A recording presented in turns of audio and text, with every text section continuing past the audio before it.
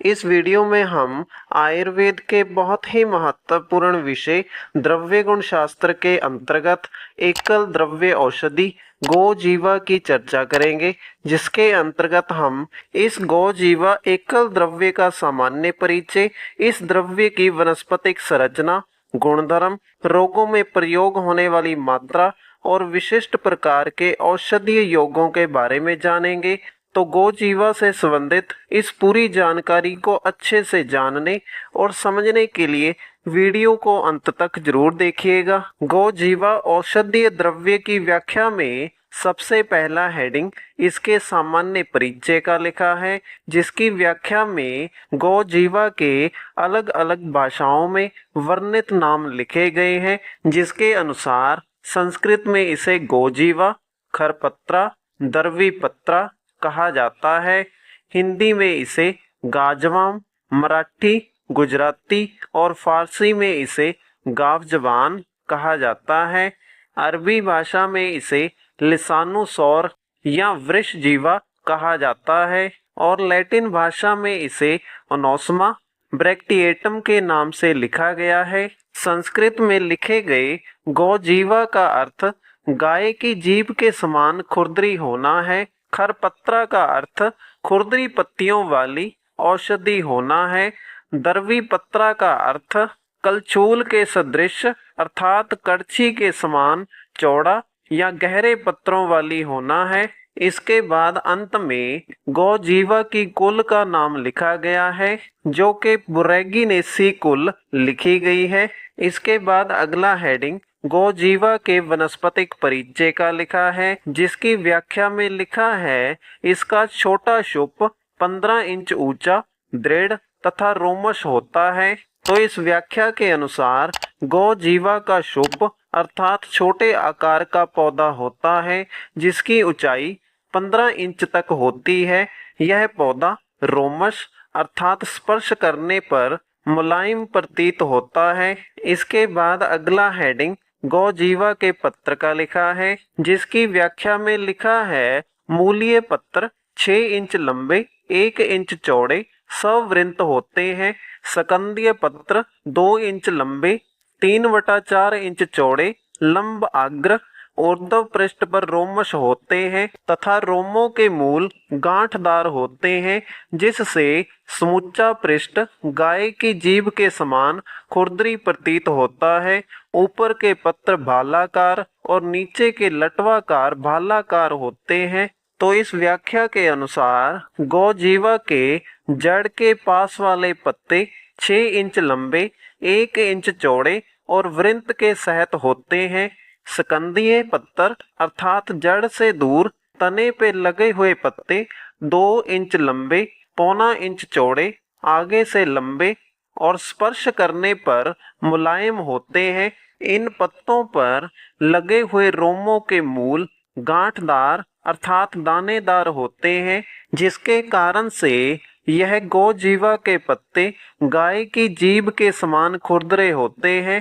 गोजीवा के यह पत्ते भालाकार आकृति के होते हैं, जिसमें नीचे के पत्ते लटवाकार स्थिति में होते हैं। इसके बाद अगला हेडिंग गोजीवा के पुष्प का लिखा है, जिसकी व्याख्या में लिखा है बैंगनी रंग के सघन रेशमी 1 से 3 इंच व्यास के मुंडकों में लगते हैं। फल में 1 इंच लंबे रेखाकार बहिर्दल लगे रहते हैं। तो इस व्याख्या के अनुसार गोजीवा के पुष्प अर्थात फूल बैंगनी रंग के होते हैं, जो कि सघन अर्थात एक साथ गुच्छों के रूप में लगते हैं।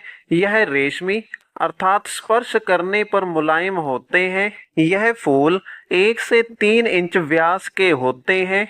गोजीवा के फल लगने के बाद भी यह फूल बाहर की तरफ लगे हुए दिखाई देते हैं। इसके बाद अगला हेडिंग गोजीवा के रासायनिक संगठन का लिखा है, जिसकी व्याख्या में लिखा है पत्तियों में पिष्टिल द्रव्य प्रचुर परिमाण में होता है।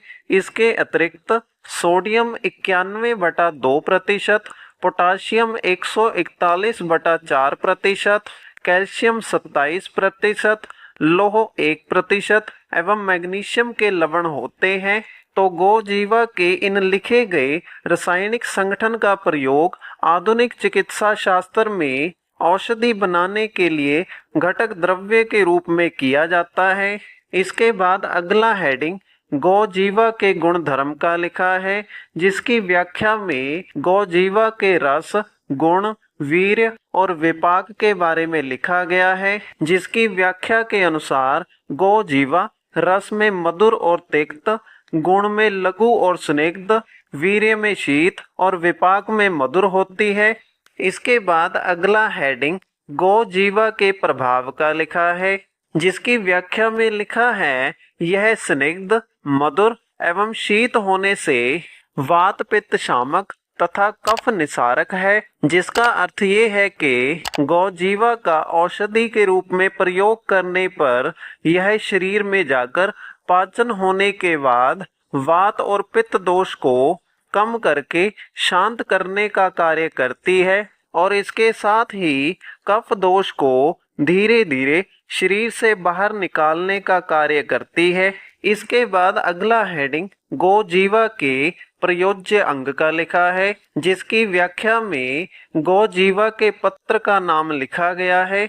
जिसका अर्थ ये है कि गोजीवा के पत्र अर्थात पत्तों का प्रयोग औषधि बनाने के लिए घटक द्रव्य के रूप में किया जाता है। इसके बाद अगला हेडिंग गोजीवा की मात्रा का लिखा है, जिसकी व्याख्या में गोजीवा की पत्र और पुष्प मात्रा लिखी गई है। जिसके अनुसार गोजीवा की पत्र चूर्ण मात्रा 3 से 6 ग्राम लिखी गई है और इसके बाद गोजीवा के फूलों की चूर्ण मात्रा भी 3 से 6 ग्राम की मात्रा में लेने को लिखी गई है।